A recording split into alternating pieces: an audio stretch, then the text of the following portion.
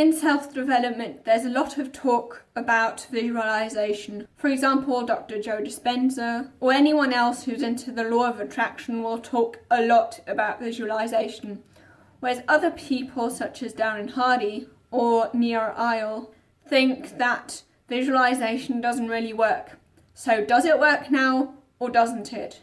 And the answer to this question is yes and no, because it depends on what you're actually using this visualization for, and it also depends on which kind of visualization you're actually using. So first I'm going to talk about what works, and then I'm going to talk about what actually doesn't work. So what definitely works is in sports psychology, visualizing the process, how you're actually going to perform, how you're actually going to do the movements of that sport. For example, a great example for this would be Michael Phelps, the most decorated Olympian of all time. What Michael Phelps will do would be that he would visualize the ideal scenario, the normal scenario of how he's going to perform, and the worst case scenario of what he would do if everything goes completely wrong. And this definitely helped him, amongst other things, to be the successful person he is.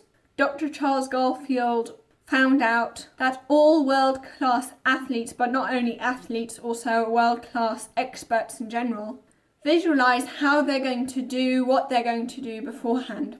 And that this visualization of how they're going to actually do the process actually increases their performance. What also works is that when you visualize, you're more likely to notice things that confirm your beliefs or makes you notice things that you think about a lot. And that is because of a brain region called the RAS, the reticular activating system. In fact, when our beliefs are confirmed, dopamine is actually released, which explains also, unfortunately, why we become very dogmatic about our beliefs. It's because it actually makes us feel a lot of pleasure.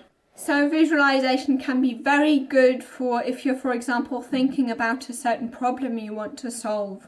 You're going to find answers way more easily because you're going to notice the answers or what could help you more than if you didn't have that question. Visualizing results, visualizing what your future self is going to look like, which many people who are into the law of attraction will argue that if you simply visualize the things that you want in your life enough, at some point the universe will somehow expire to give you those things.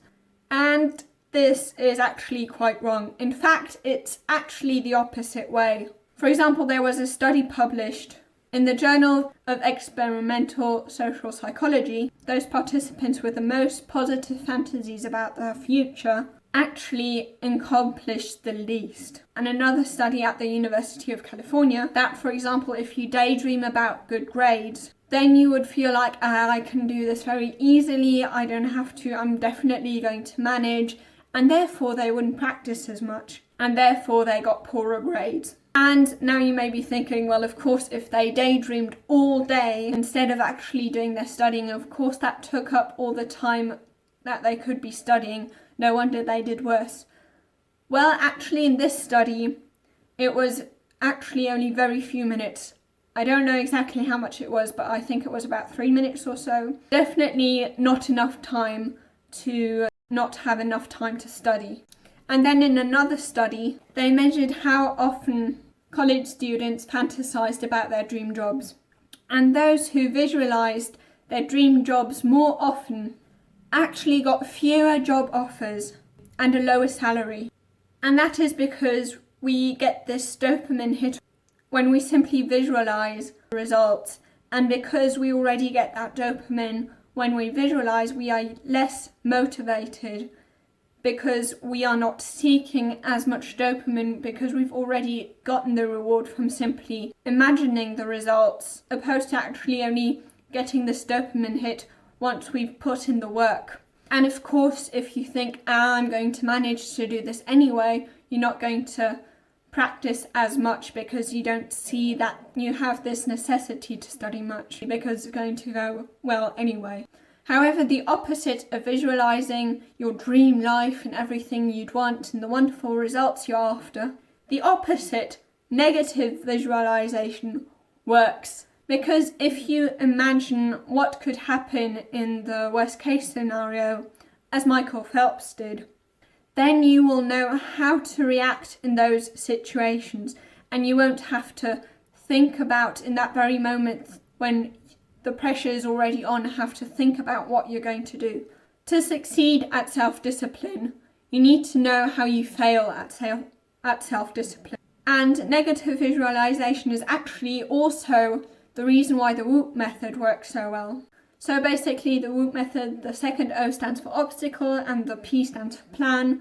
It's simply writing down everything that could go wrong, negative visualization, and then planning around these obstacles what you're going to do so that in that very moment you know exactly what to do and you don't have to think about it. Another reason why negative visualization is so powerful is that it also makes us more comfortable with the worst case scenario in case it happens, because when something feels familiar to us, it feels less scary because we think, I'm already used to that, it's okay for me, I've already been through that, I already know how to react, I already know how to handle this. Which is why Tim Ferriss's method of fear setting instead of goal setting also works a lot.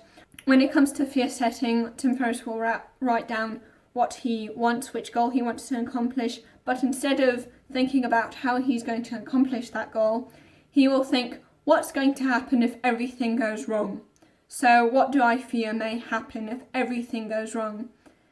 And then what he'll do after that, which is also very helpful, is how he's going to repair the damage of if everything goes wrong. And this way, by being very pessimistic about what is going to happen, you can be very optimistic in the situation where that bad thing actually does happen, optimistic about your ability to handle this situation because you've thought about it beforehand.